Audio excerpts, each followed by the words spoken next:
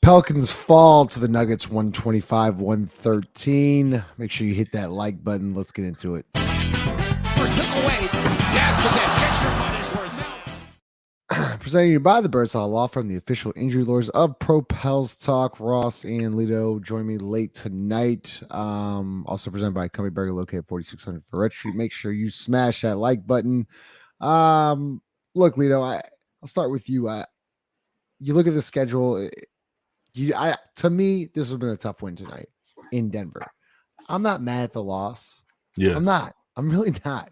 Yeah. I'm mad that Jordan Hawkins got a DNP tonight. Oh, y'all So loud. Y'all cut. Hold up, Chaz. Hold on. So Y'all why is he getting a DNP? I mean, it's Willie ball. Like there's no rhyme or reason. I don't understand the rotational structure of the game. Jordan probably don't either. Hell, who played in front of Jordan tonight? Not Jose. Jose probably don't understand either. I'm not. So look, to retreat a little bit, I'm not mad at the loss. I'm not mad. I don't think I'm even mad at the rotations. Like, obviously, I want Jordan Hawkins to play. You played the NBA champs. You played a team that was we beat them the last time we played them? Yeah. I think you played a team that was at home. Yeah. You played a team that was prepared for you, and you played a team that was pissed off from losing to Utah last night.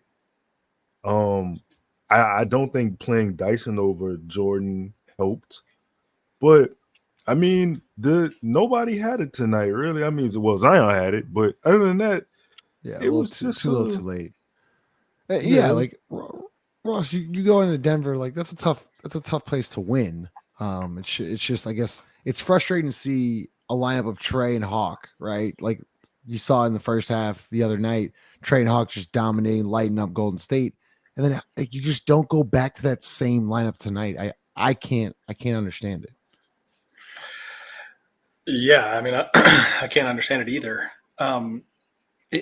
Look, it's one of the like incredibly frustrating things with this team. I agree with you. Like, I didn't expect us to win tonight. I think the Nuggets are better than us. I think they're, like, when healthy, a really bad matchup for us.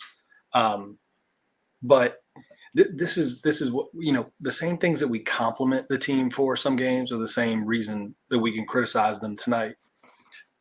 It was evident about 7 or 8 minutes into the first quarter that you were going to need to outscore them tonight. And what I mean by outscore them is you weren't getting any stops, like, at all, period. With Dyson on the floor, with Herb on the floor, with any fucking combination of players that you want to put on the floor, you were not getting stops. Well, to me, like, throw whatever your normal rotation schedule or whatever you thought you were going to do or what you thought you wanted to do out of the window. They didn't do that. Instead, we reverted back to the same dumb shit that loses us these type of games against legitimate championship contenders time and time again. We're middle of the second half. We're taking a ton of tough mid-range shots. You're seeing way too much of Najee and Dyson in these games. It's frustrating. I don't care that we lost. I'm frustrated that the process took 2 or 3 steps backward for me from where we were the last week or so.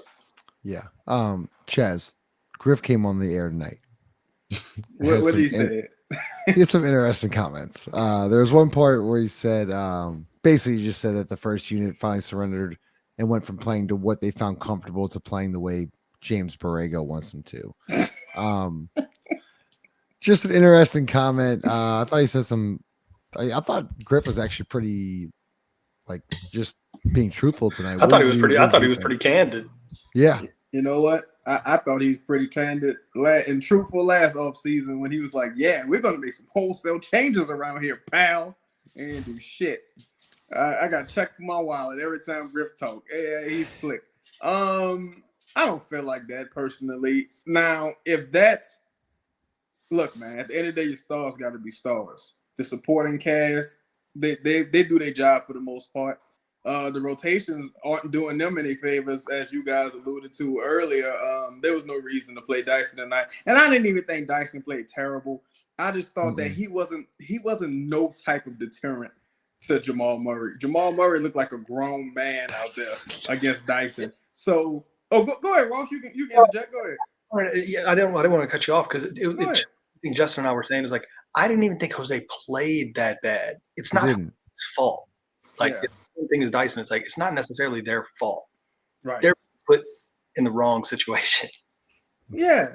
And the thing with that is like there were several instances where the team kind of went away from what was working or lost their identity. Like Jose, end of the quarter, 2-for-1 opportunity, blow, that was crazy, bro. That was crazy. He's not supposed to be taking that shot, right? He blows the opportunity. Then, oh my God, it was just a couple instances. It's not even working. There was a Jose Najee sequence, Shaz, where I think like Najee did like a Euro, missed it, then Jose got the rebound, missed it. I was like, come on, guys.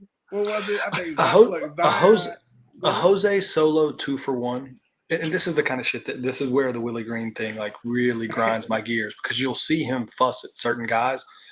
A Jose solo 2-for-1 should get him pulled for the rest of the game. No questions asked. No ifs, ands, or buts. No, nothing. No, like we don't even need to talk about it. Like the fact that you sprinted the ball up the court, missed a shot, then they come down and get an easy three. Like you're just out for the rest of the game. Just go sit. Like you're not so. This is not sit here. You get no leeway. Like you don't deserve any leeway. But you know what? I really thought tonight. This to me, aside from the rotations, this was a Stars game, right? This was a Stars game, guys. 9 points, 9 fucking points. And look, the other shot I was going to go to. There were 3 shots that I remember. That Jose layup. There was Zion in the post. Where Zion at this point Zion got 14 points in a row. Zion in the post. JV decides to post up on the same side as Zion. Right, passes it to Trey for a mid-range shot. I'm like, what the fuck was that? Right. So Zion 16 points in a row. Cool. Brandon comes down. No pass. on the right elbow, what's the elbow? Right side.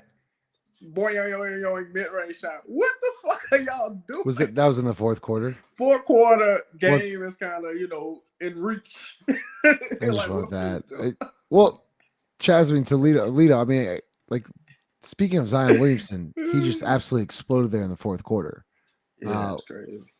I mean, too little, too late, I guess. But at the same time, to me, man, like I want to hear y'all's thoughts on Zion. Like, this is one of the most explosive games I've seen him play. He looked good from start to finish. I mean, he had the block.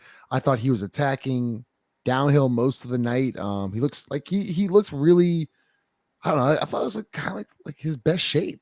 Like I thought he looked pretty good. He looked good. He looked like he had the endurance and the explosiveness to take. Yeah. A guy like Aaron Gordon off the dribble and get an easy layup off him. You saw a couple of those moves tonight, and then it just kind of went away from it. I don't know why. I think Zion, honestly, we've been winning these games, but I think he's been being too passive. I would like for him to be more aggressive. Yeah, it's too little, too late tonight. Like he scored 30 in the end, but I think he scored 18 or 14 in the fourth, or some shit like that. Yeah, he had a lot there in the fourth. You know when we lost the game, Justin? Tonight? You know when we lost what's it? What's that? I know you're gonna know, but I'll tell you when we lost the game in case you're curious. There was like 5 minutes into the game or 6 minutes into the game when we subbed in Larry, Najee, Jose, and Dyson. Wholesale sub for like no good reason, like during a timeout. Like for no good reason. I'm pretty sure it was after a dead ball situation, like a time. I think it was a TV timeout. And then we come back with Larry, Dyson, Jose, and Najee. That's when you lost the game right there. Game was over.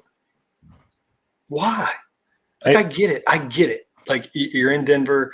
They did look a little bit tired, but like, why did they go to that? Like, why did we sub in 4 guys? Right? Like, there's no way that's what the game plan called for. There's no way, right? Like they didn't go into this game and say 5 minutes in we're gonna like we're subbing in 4 guys at one time during a dead ball. Like they've never done that. Why did they do it tonight? I really think it. It's a situation. Right. But like, you can't stagger that shit a minute and a half or 2 minutes. Like the quarter's only 12. You know what I'm saying? Like, I'm telling you, I texted y'all this. It's got to It- be a it- money ball situation. I'm telling you, if you don't want Najee and Jose to play, then you got to trade him because Willie's going to play him. It does not matter what Jordan Hawkins does in a game. Doesn't matter if he goes 4-4 from deep against Golden State. It does not it's not matter. just Hawkins. It's not just Hawkins though. It's the combo of like of Jose, Najee, and Dyson. It's that combo that in the certain situations, one of them is okay. Maybe in certain situations too, maybe. But those three guys really shouldn't be spending much time on the court together, like at all. It makes no sense. You have Like really no ever. space. And anyway. Yeah, Chaz. Hey. Go ahead. Okay, I was Nah. going to get Chaz's thoughts on Zion, but go ahead, Lito. My bad, Chaz. No, go ahead. I was gonna say, Justin, you forgot a comment tonight that Griff made. You didn't talk about this comment. You said What's the comment? so. He said that said Dyson was an elite defensive player, and he said that he's made some growth. He can guard anybody in the NBA. He got to Hawkins, and he said Hawkins is a great shooter. We just need to work on George's defense. And I thought that was kind of crazy to me because you willingly spoke about Jordan's weakness, but you did not talk about Dyson's weakness. Like you ain't saying nothing about the offensive side of the ball for Dyson. Do you think because he's Talking up that trade, baby. Yeah. Talking up that trade, baby. That's what I took it as. I found those comments troubling, and then it's the same thing. I sat there and was like, that feels a little too purposeful for me. Like a little too like. It's especially during the game where Murray, he started the game lighting Dyson ass up.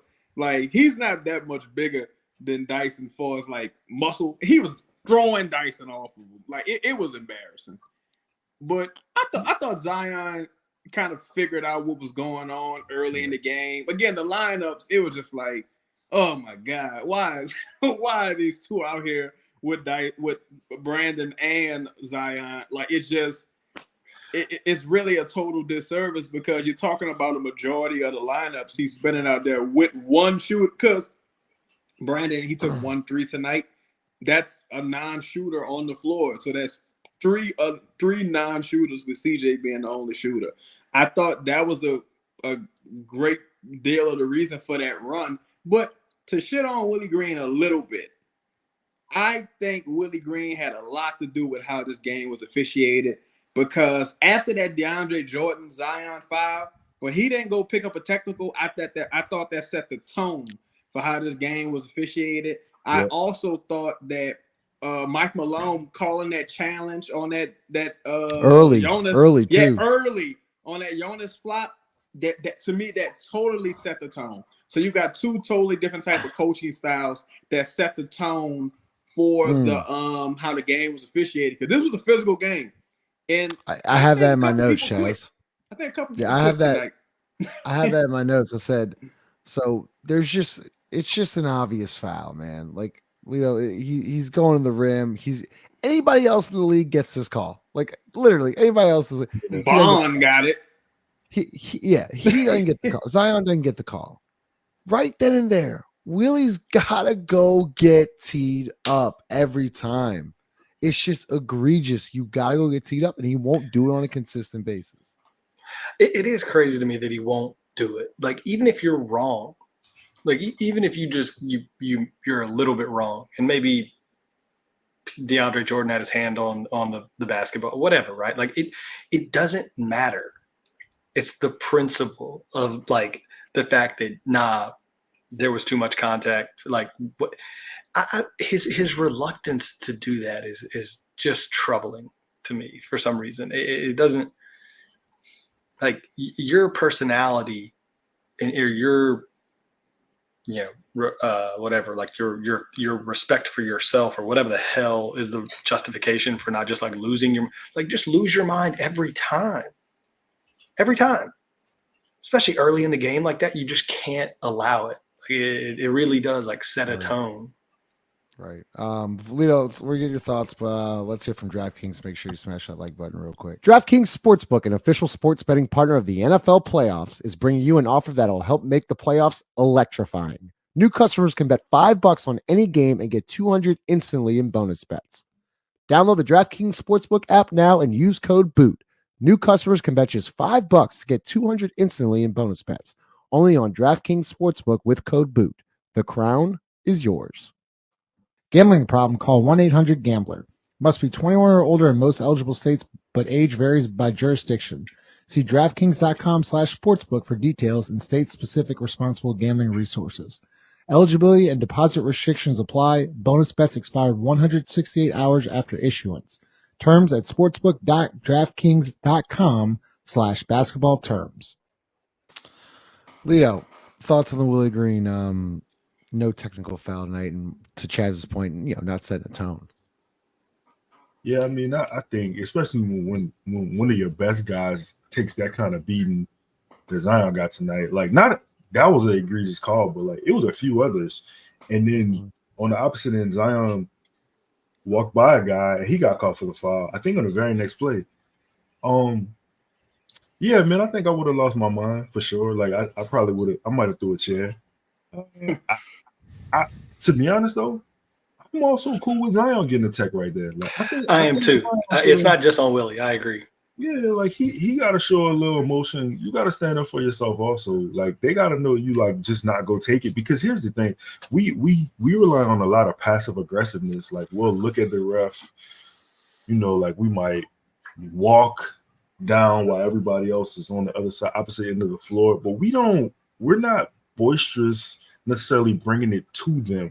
Like we get tic-tac technicals where like you're talking under your breath to a ref, you get a tag. Like make them understand, like make them fear you. Like nah, like you can't just you can't just call that to me. You got make a fool of them. Yeah, you got. I agree. There's like I'd like to see Zion one time from this get up and it not be the like. You're not gonna call it like that face. I'd like it to be. I'd actually like it to be demonstrative at the other player. Like, go ahead and get up and just like push somebody one time. Like, nah, man, fuck that. Stop. Like go ahead and initiate something with the opposing player. That accomplishes the same thing. I ain't telling you to go hit the dude, but like it happens all the time. Guys get fouled. You got to get up, bump the dude. Like, hey, just create a little contact and a little like, nah, we're not gonna let this shit fly for the rest of the game. Like that serves the same thing. If you don't feel like sitting there cussing out the referee, but you got to do something. You can't just get up and just jog down the other side of the court like, oh, here we go again. That to me is not good enough. But I'm gonna get to Chad's thoughts here in a second. But if Willie Green's seeing that Zion isn't doing that, that's when Willie Green should step in and get that technical. So like I see both points. Chaz, go ahead. I put it on Willie just because I know he won't do nothing else. Like that's the thing. Like if he was like the guy controlling the offense, like he got enough on his plate. Or he was the guy, But that's an important thing for a coach, Chaz. I mean, that's in any level, like football. You see head coaches all the time. That's an important thing in all sports. And also, it's like, all right, they're not giving me calls now. If I tell the ref to go eat a dick, I'm definitely not getting no calls after that. It's just like, but it's different ways to do it. Like, you don't even necessarily have to pick up a tech if you're Willie Green. You got to at least, like, be challenging and at least do it consistently. See, when you do it once every 30 games or something, to me, that's a symptom. Like that's a problem. If it was like just 1 or 2 games that he didn't do it where he should have, I think once you saw how the game was being officiated, because I thought Tavis Porter Jr. he was real physical with Brandon on one possession, and I thought it was a clear foul. I'm like, well, goddamn, you're just not gonna say nothing this entire game. Like, watch the second half of the game, how Mike Malone was on like the sideline. Mike Malone was looking crazy. I would have gave his ass a tech just for how much he was jumping around and moving, acting crazy. I'm like, damn, coach, you up 20. Like, Mike Malone was totally engaged in this game. Like, you would have thought this was the playoffs, how he was acting. I feel like this. My bad, Ross. I know I didn't mean to cut you off. No, you're good. I was just gonna say to Chaz's point to like the playing physical of the Pels. Like I just remember that game last year where we played the Warriors and Kuminga was being super physical. Yeah. And like he was playing Brandon like he was playing football.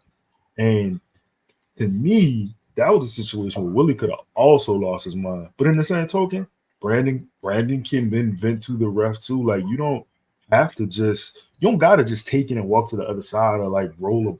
You don't gotta be passive aggressive with it, bro. Like you could flip it. And listen, one more thing tonight. That flop tech on Jonas, dog. Man, like I never seen a flop tech before. We got one on Hawk. Like I remember the one in Denver on Hawkins early in the year, and then AD said Dyson got one at some point. I don't remember that one, but I vividly remember the Hawkins one. It was real similar. It was like a play where they threw it up early to Jokic, and he just like, But then AD can do whatever.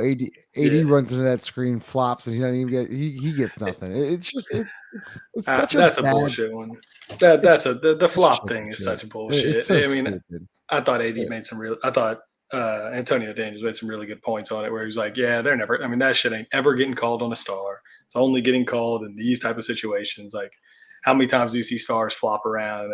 And that's such a bullshit thing." But I wanted to ask y'all a question around what they said about the conversation with Zion and Jonas at halftime. What do y'all make of that?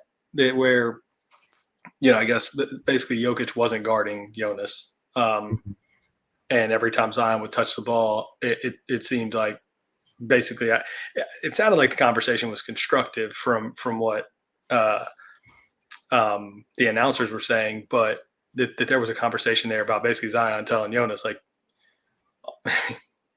they used nicer words, but it was almost like Zion telling Jonas, you got to get the fuck out the way. Because where you're like standing is you're basically just like your defender is not guarding you, and he's just basically doubling me. And so I mean they use kinder words about hey maybe try to move here so that I'm not getting double up. I'm just curious if y'all thought anything of that, or am I like? I didn't hear it. I think I'm on mute. I really didn't hear it. Anybody else, Chaz, Julito? I didn't hear it, but I definitely thought you saw a bit more a more assertiveness from Zion, and I thought you saw most of that with Larry out there, and that was more so in the fourth. So I'm not sure if it even worked with him and Jonas. Larry had a couple threes too. Yeah, Larry's been looking good, man. Yeah, that's why you got to trade him now. I thought Jonas. I didn't really see them two ever really figure it out. I thought Jokic he just kind of got in Jonas's head at a certain point, and it was every time. Yeah, he was every just time because he can match his physicality, right? Yeah. So like he doesn't ever back down to Jonas, and Jonas And they kind of know gets each pushed other. around. the way Jonas plays, he never picks up fouls on Jokic ever. Yeah. The games you watch other teams play, and like you can kind of neutralize Jokic sometimes by getting him in a little bit of foul trouble. He may pick up that dude don't ever pick up a foul on Jonas, because the way Jonas plays, back to the basket, real slow moving, no cut, like you gotta take just a Jokic bad. downhill. Yeah, Yeah, it's you gotta get him in just such movement. a bad matchup for Jonas. In my Can I opinion, make it's such a bad matchup. Last point. Yeah, about last Zion, point. We'll close it out. I'll say I think this was Zion's. I'm gonna say this game, because I was about to say the Charlotte game. I thought this was the most leadership I saw from Zion this season, because not just the scoring, because that's the easy part. That's what you paid to do. He was trying to go for every fucking block on every fucking like three in the corner. Sometimes he bit too much on the attempts, but he had one block on Jokic that was like, all right, this dude is still playing. He's playing the game. He's playing through the whistle. He ain't like give up. And they were down probably like 14. This is a game, 14 points ain't nothing in today's game. So I gotta give them that. Tomorrow, another game. I'll be shocked to see these dudes out there. Yeah, do you think, real quick, guys, y'all think they punt tomorrow? Yeah. I think after the way they look tonight, probably so. I mean, you're talking about not even getting into Dallas until what? I mean, it's midnight Central right now. They ain't gonna get to Dallas not even left. That's what I'm saying. You're talking about 2-3 a.m. I bet Zion doesn't play. I bet Trey doesn't play. I wouldn't be surprised if 2 or 3 guys get the night off tomorrow. I don't think it's a total punt. I think maybe Brandon plays because there's no Jokic. I mean, I'm sorry, because Luke. No Doncic. Yeah. So I don't know. I think you gotta go for it. Interesting. All right, like, comment, subscribe. We'll see y'all tomorrow night.